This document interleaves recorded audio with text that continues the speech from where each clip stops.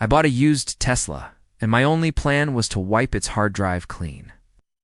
I saw the thousands of old Sentry Mode files as useless data taking up space. But I was wrong. It wasn't just data, it was a diary. A digital witness to a silent daily ritual that ended in a tragedy I was never supposed to see. My relationship with my new car began as a love affair with logic. The 2021 Tesla Model 3, purchased used from a dealership across the state, was a monument to clean, efficient design. It was a machine of silent obedience. As a data analyst who had recently moved to Portland, Oregon, I saw it as an extension of my own mind.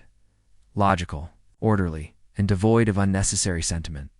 My life ran on algorithms and predictable outcomes, and the Tesla, with its precise autopilot and minimalist interface, felt like coming home. For the first 3 months, it was perfect. My commute was a serene glide. My weekends were spent exploring the lush Oregon landscape in near silence. My admiration for the car's engineering only grew. I loved the data. It provided efficiency ratings, charge cycles, trip logs. It was a beautiful, closed system. The car had a past, of course, a single previous owner, according to the records, but I assumed that past was as sterile as its future. A series of commutes, errands, and software updates. My accidental journey into its history began with a simple desire for digital housekeeping. The car's internal hard drive was nearly full of old Sentry Mode clips. The feature that records a 360-degree view whenever motion is detected nearby. My plan was to format the drive, to wipe the slate clean, and claim the car digitally as my own. But as my finger hovered over the Delete All button, the analyst in me part that can't resist a pattern took over. What kind of data was I deleting? A cursory glance wouldn't hurt. I opened the archive, expecting a random assortment of parking garage footage and pedestrians walking by. Instead, I found order. Anomaly. The previous owner, a Mr. Alistair Finch, according to the digital registration, had a peculiar habit. For nearly a year, from Monday to Friday, he had parked his car in the exact same spot. Not in a garage, not in a designated lot, but on the curb of a quiet, tree-lined residential street in a neighborhood called Laurelhurst. The timestamps were just as consistent. Arriving around 12:15 p.m., departing around 1:15 p.m., every single weekday. Why? The question was a hook. No logical reason came to mind. It wasn't near any major office buildings. It wasn't a commercial district, it was just a street. It showed the side of the street a beautiful old craftsman house and the corner of the block. A few minutes into the clip, a young woman stepped out of a small shop on the corner, a place I could just make out from the sign, Pedal and Stem. I spent the next 2 hours scrolling through the archives, watching this silent film unfold. Was it unrequited love? A strange obsession? My logical mind churned through possibilities, but none fit the serene, gentle nature of their daily ritual. The quiet street, the gentle hum of the world outside. Alara stepped out of the shop, holding a small pumpkin. She looked across the street, and her smile was wide and full of light. She gave a small, playful wave. There was no menace, no desperation, only a quiet, consistent connection. I began to look forward to seeing her smile. I learned her name was Alara, stitched in cursive on her apron. The silent drive, the parking, the slow walk to the corner, the single lily, a vigil of unimaginable pain. I saw the seasons change through the Tesla's unblinking eyes. The machine I had admired for its cold logic was, in fact, a vessel of immense unspoken human emotion. It was a witness, a silent sanctuary where a man could hold on to the last, most precious routine of his life. He had sold the car. The story was over. I felt cold, a nauseous dread coiling in my stomach.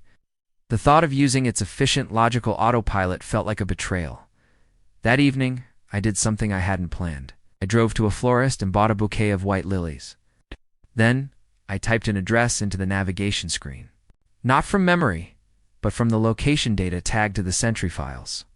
I fumbled through the video files, my hands trembling. I found the street a quiet haven tucked away in the sprawling city. It looked exactly as it had in the videos, frozen in time. It was new. I pulled over and parked in the exact spot, the car settling into the familiar space, like a creature returning to its nest. I wasn't a data analyst anymore. I wasn't just a car owner. I was a participant, the inheritor of a story I was never meant to know. I had been given the final chapter. I had to know what happened next. I found the next day's clip. I saw the spring blossoms give way to the deep green of summer. I saw her apron change, her hairstyle vary, but the smile was a constant. It was followed by a sickening thud. The camera's view was fixed, but the horror was audible. People on the sidewalk screamed. The footage showed a blur of motion as pedestrians ran towards the corner. I hadn't just bought a collection of circuits and batteries. I had bought a witness. I had bought a memory keeper. That night, I went home and created a new encrypted folder on my computer. I copied all the Sentry files into it, and then, and only then, did I wipe the car's drive. I named the folder on my computer, simply, Alara's Corner. The data was gone from the machine, but the story was safe with me. They say every car has a story, but I never believed it. To me, a car was just a machine.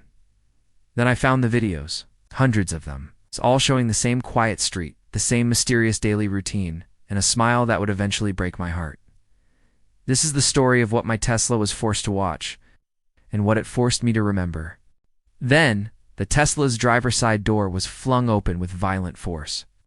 And Amon, just a silhouette against the bright autumn lights, sprinted out of the frame towards the chaos. The 10-minute Sentry clip ended. One rainy autumn day, she held a clear umbrella, and her smile seemed even brighter against the gray, misty backdrop. On another, she held up a particularly stunning sunflower, as if presenting it to her silent, four-wheeled admirer across the street.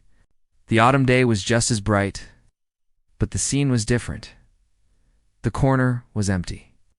The flower shop was closed, a temporarily closed sign taped to the glass. A few minutes into the recording, the Tesla's door opened again. This time, the man moved slowly. As he stepped into the frame, I saw him clearly for the first time. Mr. Alistair Finch. He looked to be in his late 60s, with kind eyes now hollowed out by a grief so profound it seemed to have physically aged him. His face was a mask of utter devastation. He walked, almost shuffling, to the corner where Alara used to stand every day. In his hand, he held a single white lily. He knelt with the pained stiffness of an old man and placed the flower on the pavement. He stayed there for a long time, his shoulders shaking, before returning to the car. A flower shop. She had a bright floral apron tied around her waist and hair the color of dark honey. She glanced across the street, directly at where the Tesla was parked, and a small, effortless smile graced her lips. It wasn't a flirtatious smile, just a simple, warm acknowledgement. A silent hello. She then turned and began tending to the flower buckets outside her shop. My curiosity piqued. I settled back in the driver's seat, the garage door closed, and began to watch. The woman would step outside. Her eyes would find the sleek white car, and she would offer that same gentle smile before turning to her work. The driver, Mr. Finch, never got out. The windows were tinted. It was a one-way observation, a silent, daily appointment. The first video was dated a year and a half ago, in the heart of a vibrant Portland spring. The camera quality was impeccable. I clicked to the next day's recording. Same time, same place, and again the same quiet ritual.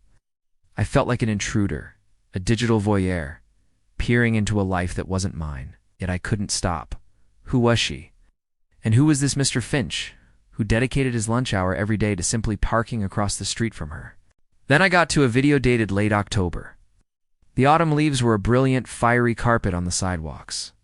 The clip began like all the others, and then the sound. It was a sound that ripped through the placid silence, the deafening screech of tires. It's not from the Tesla, but from somewhere out of the camera's frame. My heart was hammering in my chest. The timestamp was 12:17 p.m. The car was in its exact spot. The videos for the next 5 days showed the same heart-wrenching ritual. And then after that 5th day, the recordings on that street stopped. The subsequent files were from a dealership lot. I sat in the silence of my garage for a long time, the car's console screen glowing dimly. The next morning, I couldn't bring myself to drive the Tesla to work. I drove the Tesla manually, the silence in the cabin feeling different, now not empty, but reverent. Getting out, I walked to the corner. Tucked against the brick wall of the flower shop, now boarded up, was a small, elegant brass plaque. For Alara, who made the world brighter, one flower at a time. I knelt, just as Mr. Finch had done, and placed my lilies beside it. Looking back at the car, gleaming under the streetlights, I finally understood.